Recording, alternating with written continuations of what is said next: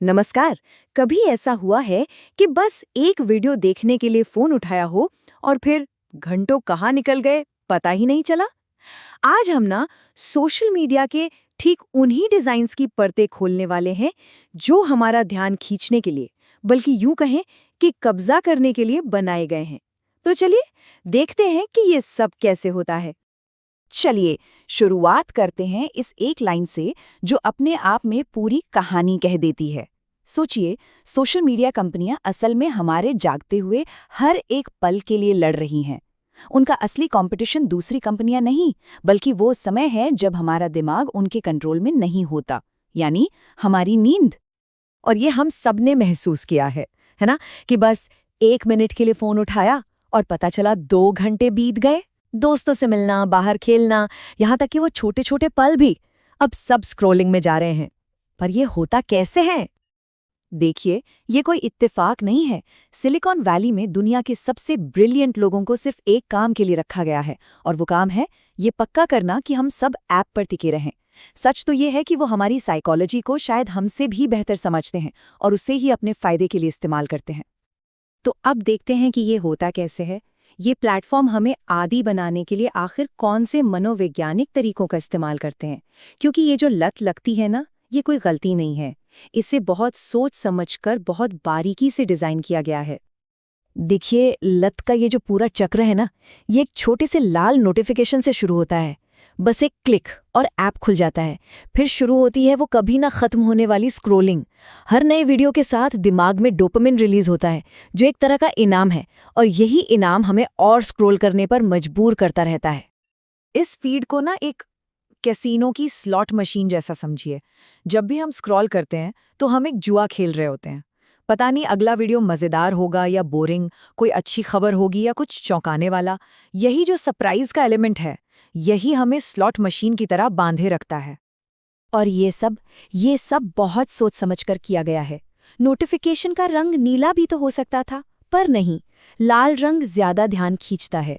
और जब कोई घंटों तक रील्स देख लेता है तो दिमाग में इतना ज्यादा डोपामिन रिलीज हो चुका होता है कि उसके बाद किसी किताब पर फोकस करना लगभग नामुमकिन सा लगता है।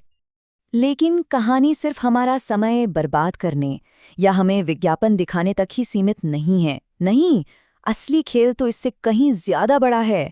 ये खेल है हमारी सोच और हमारे विश्वास को कंट्रोल करने का। तो होता क्या है कि एल्गोरिदम ये समझ जाता है कि किसी की सोच कैसी है। अगर कोई राइट विंग है तो उसे और ज्यादा राइट विंग कंटेंट दिखाया जाएगा, अगर लेफ्ट विंग है तो और लेफ्ट विंग। नतीजा ये होता है कि हमारा जो अपना विश्वास है वो और भी पक्का हो जाता है कि भाई हम ही सही हैं और वो लोग तो बिल्कुल गलत है। इससे समाज धीरे धीरे दो हिस्सों में बढ़ जाता है, और जो बीच की जमीन होती है ना, जहां बातचीत हो सके, वो खत्म हो जाती है। तो सबसे जरूरी बात यह है कि एल्गोरिदम को सच और झूठ से कोई मतलब नहीं है। उसका सिर्फ और सिर्फ एक ही लक्ष्य है, एंगेजमेंट। और गुस्सा, नफरत और लड़ाई झगड़े वाला कंटेंट सबसे ज्यादा एंगेजमेंट लाता है। फेक न्यूज और कॉन्स्पिरेसी थियोरीज ज्यादा दिलचस्प लगती हैं, जबकि शांत और सच्ची बातें अक्सर बोरिंग लगती हैं। चलिए अब एक असल दुनिया का उदाहरण देखते हैं, जहां इन्हीं तरीकों का इस्तेमाल राजनीतिक मकासदों के लिए किया गया। ये है कैम्ब्रिज एनालिटिका स्कैंडल, जिसने पूरी दुनिया को हिलाकर रख दिया था। अच्छा, तो ये घोटाला सामने कैसे आया? बात है 2018 की, जब एक रिपोर्ट ने खुलासा किया कि कैसे सारों से फेसबुक यूजर्स के डेटा का इस्तेमाल चुनावों में वोटर्स को चुपचाप प्रभावित करने के लिए किया जा रहा था। और जब ये सब सामने आया तो फेसबुक पर बहुत बहुत बड़ा जुर्माना लगा। कहानी की शुरुआत यहाँ से हुई। कैम्ब्रिज एनालिटिका नाम की एक कंपनी ने 5 करोड़ फेसबुक यूजर्स का पर्सनल डेटा उनकी इजाजत के बिना ही हासिल कर लिया। ये सिर्फ नाम या फोटो नहीं था, बल्कि उनकी पसंद, नापसंद, डर और कमजोरियों तक का डेटा था। और बात यही नहीं रुकी। उन 5 करोड़ लोगों के दोस्तों के नेटवर्क का इस्तेमाल करके कंपनी ने लगभग 8.7 करोड़ वोटर्स की साइकोलॉजिकल प्रोफाइल बना ली।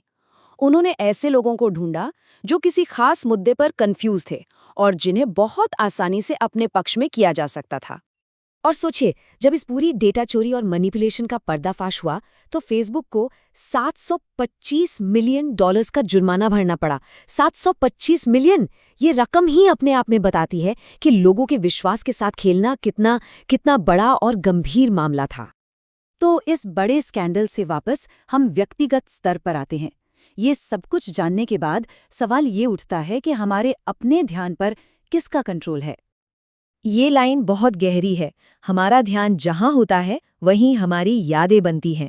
अगर हमारा ध्यान लगातार फोन की स्क्रीन पर है तो असल जिंदगी की वो कौन सी यादें हैं जो हम बना ही नहीं पा रहे। और आखिर में बस यही एक सवाल है जिसके साथ मैं आपको छोड़कर जाना चाहती हूँ। अगर हमारी सबसे कीमती चीज, हमारा ध्यान, किसी और के कंट्रोल में है, तो क्या हमारी जिंदगी सच में हमारी है? इस पर सोचिएगा जरूर।